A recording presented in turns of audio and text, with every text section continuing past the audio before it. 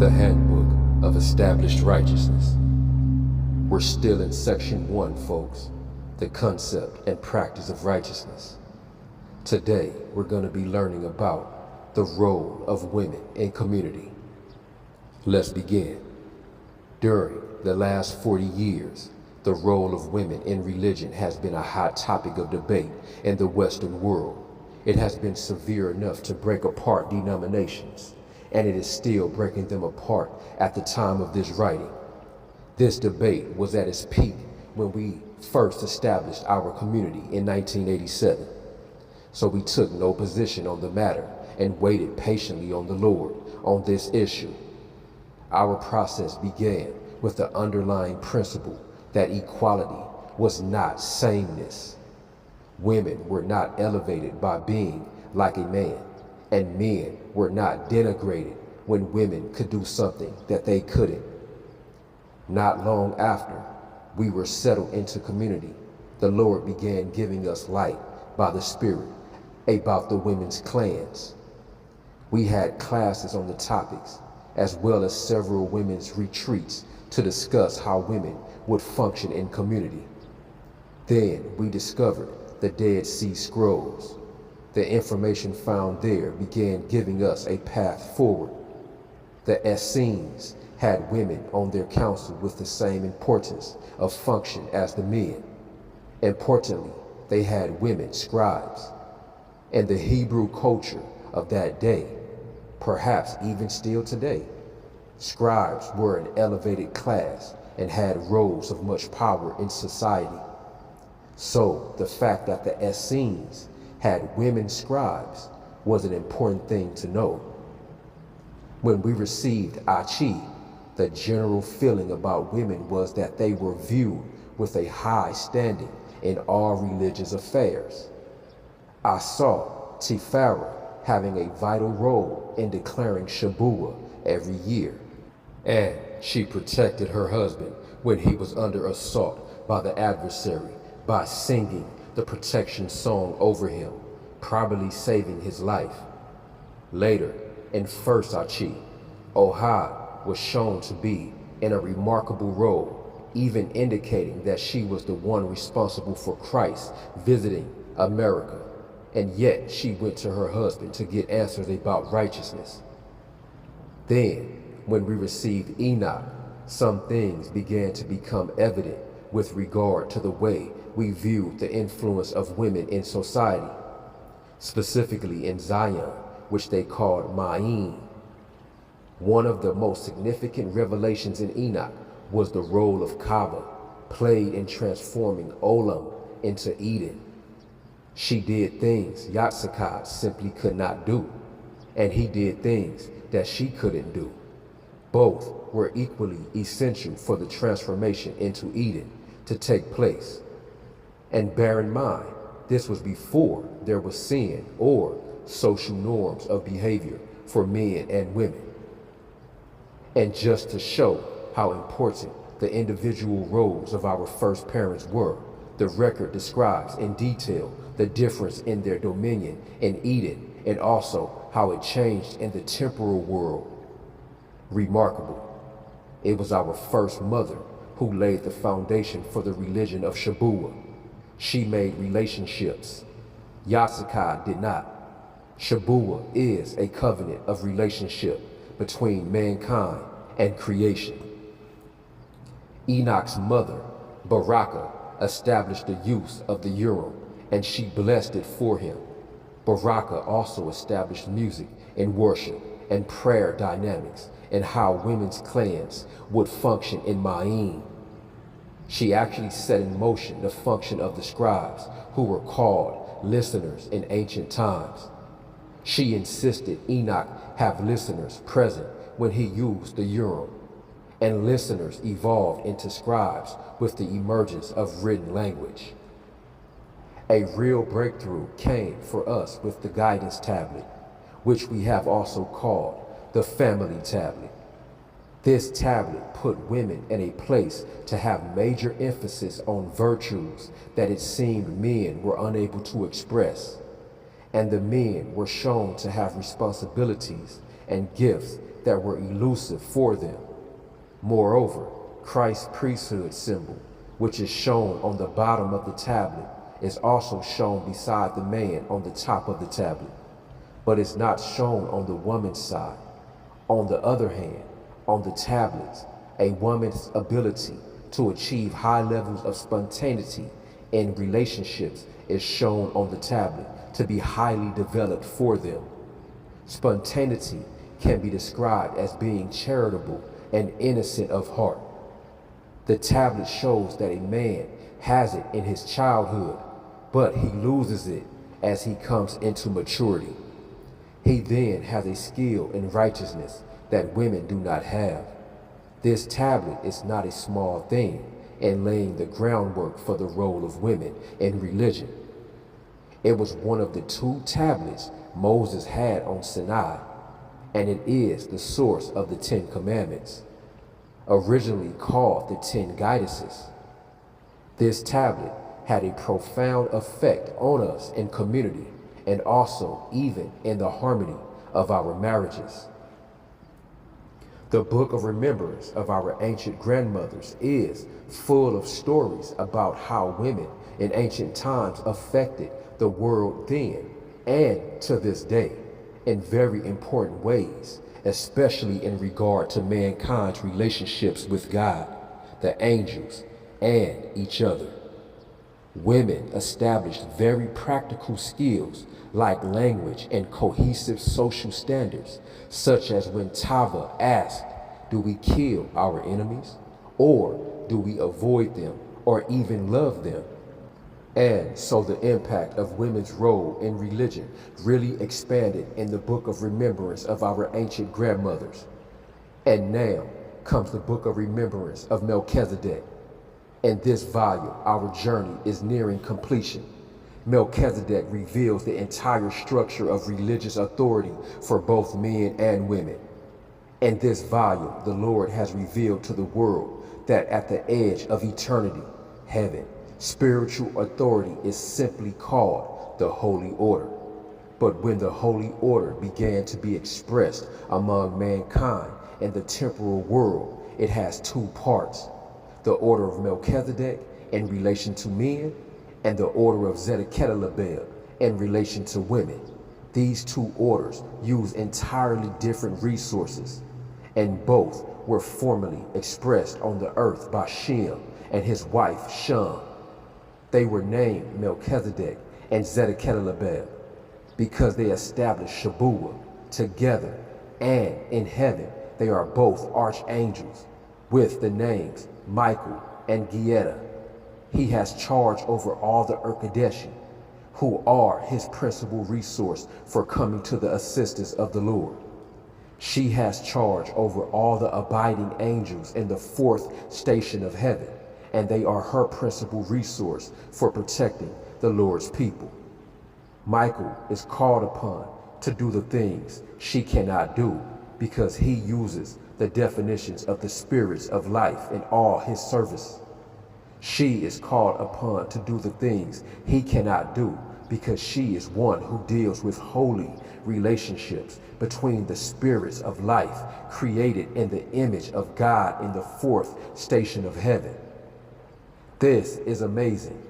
Now we have come full circle once again. Upon the earth, men and women are found to be functioning like our first parents in Eden and like the righteous in ancient times.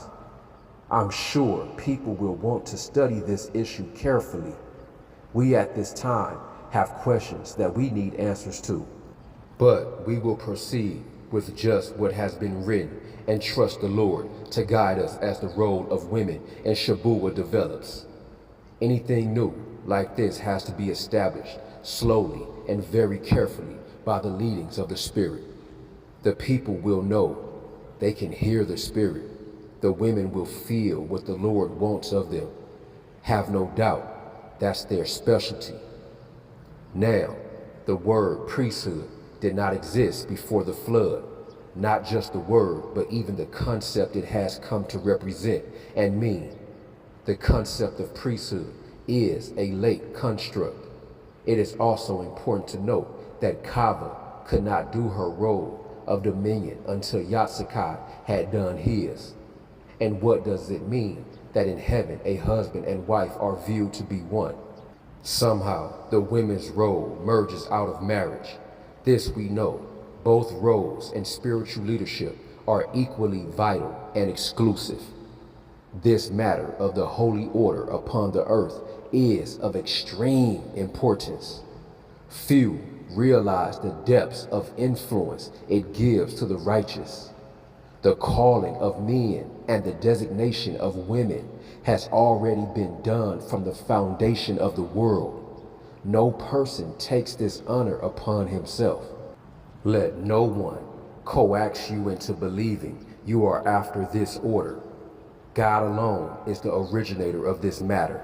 Above all, you cannot call yourself, and a clear signal that you are not in the Lord's will for you is shown if a person wants this calling for reasons of position, standings, or power.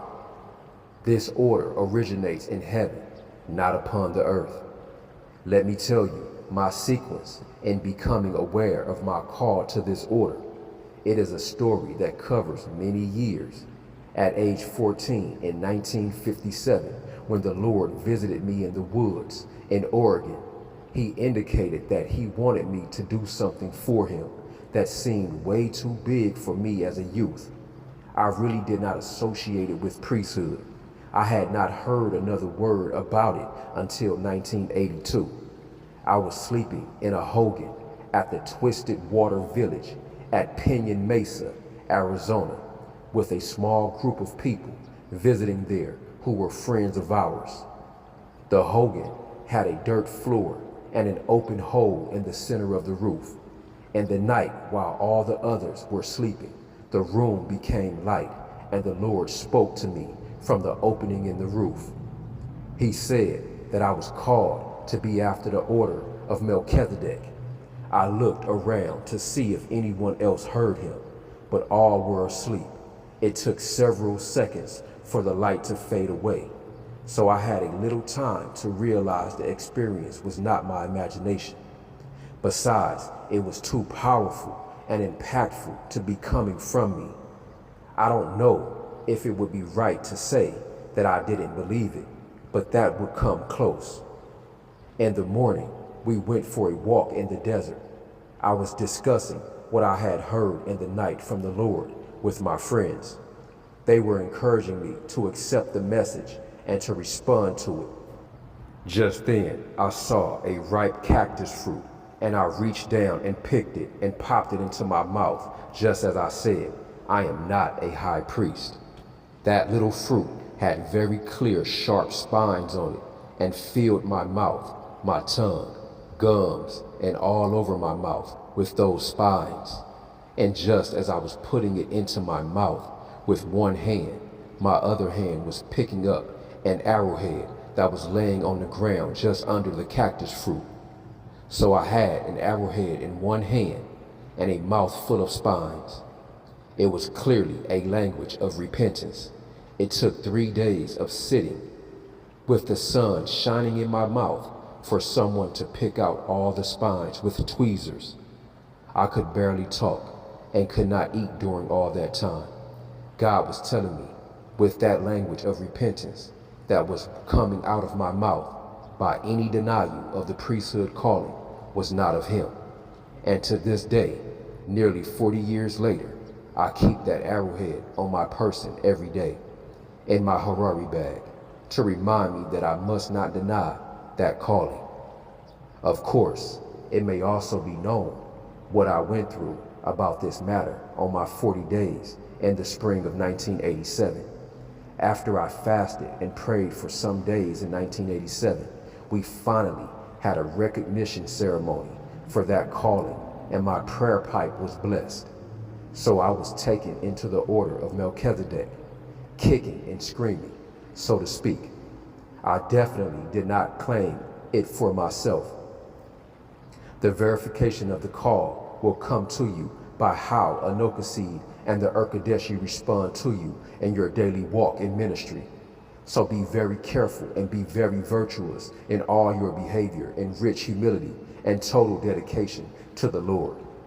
I have known since I was 4 years old that God has different ideas about women in religion than the conservative church I was raised in. Let me tell you a story to illustrate this. When I was 4, living in Opium, Montana, the neighbor boy of about 6 was playing with his dad's lighter, putting fluid in it. He had on a pair of knee-high rubber boots. Without knowing it, he had spilled lighter fluid on himself and down his pants leg into his rubber boot. When he lit the lighter, he caught on fire. His mother came running and put out the fire, with water, I suppose. His dad was at work, and it took a little while for him to get home. So after calling him with her son in so much pain, his mother went over to our house and asked my mother to pray for him. My mother grabbed some olive oil and went over and anointed him and laid hands on him and prayed a healing prayer. She told me not to ever tell anybody because the church believed that only men could do that. The boot was so burned that it was stuck to the flesh of his leg, and it was 60 miles of gravel road to the doctor. When the doctor cut the boot off, he found only a burn as bad as a hard sunburn. The doctor said some miracle had happened. Everyone was surprised. Starting then, at 4 years old, I knew that God had different ideas about women than the church. There are lots of stories like this, but I will tell you just one more. Mary Begay was a very holy Navajo elder. She was one of my elders. One time, the boys came in excited and said their horse was dying and they didn't know what was the matter. Marie hurried and got out her bundle and took Harari and her feathers out to the corral. I followed with everyone else. The horse was down and convulsing. She put Harari on his head and prayed and used her feathers just like she would over a person. Immediately, the horse gave a great gasp and coughed up a piece of plastic it had swallowed. It stood up, shook itself off, and was fine after that. She healed a horse the same way she would heal a person. God has different ideas about healing. What other different ideas does he have? Thank you for listening, folks. Shalom.